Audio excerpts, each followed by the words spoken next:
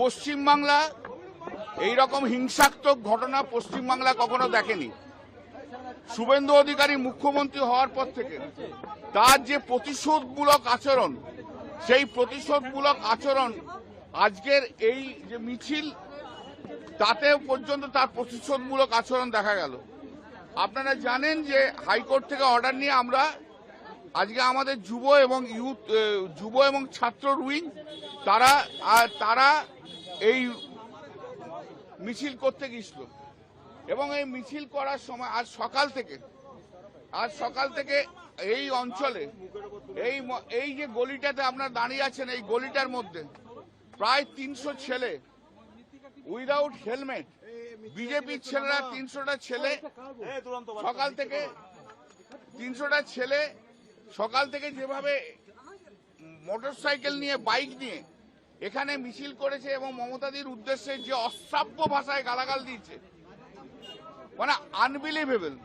একজন মহিলার দিকে তাকিয়ে তাকে দিকে যে অশ্রাব্য ভাষা মমতা বন্দ্যোপাধ্যায়ের সম্বন্ধে ইউজ করেছে, এ পশ্চিমবাংলায় কেউ কখনো শোনেনি।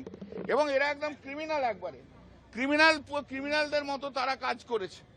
শুধু তাই নয়, তারপর সকাল থেকে উইদাউট পারমিশন একদম কালীঘাট থেকে বালিগঞ্জ ফাঁড়ি পর্যন্ত মাইক লাগিয়ে ডিজে চালিয়েছে এবং ডিজেতে গালাগাল দেওয়া হচ্ছে।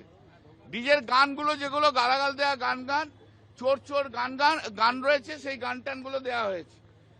এরপর তারা যখন মিছিল শুরু করতে যায়, তার আগে সিআরপিএফ পুরো আটকে রেখে দিয়েছিল।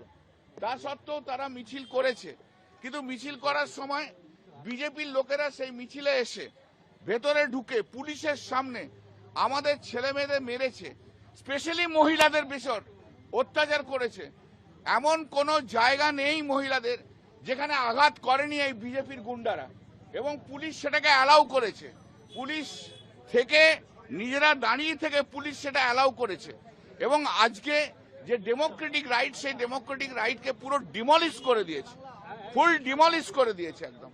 এটা অসম্ভব, মানে আনথিঙ্কেবল, ভাবা যাচ্ছে না, কোর্টের নির্দেশ তো মানলই না, ছেড়ে দিন।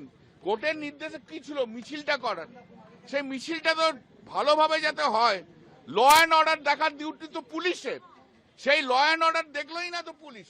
একটা মিছিল হচ্ছে, পারমিশন নিল, কোর্ট পারমিশন দিল, পুলিশ।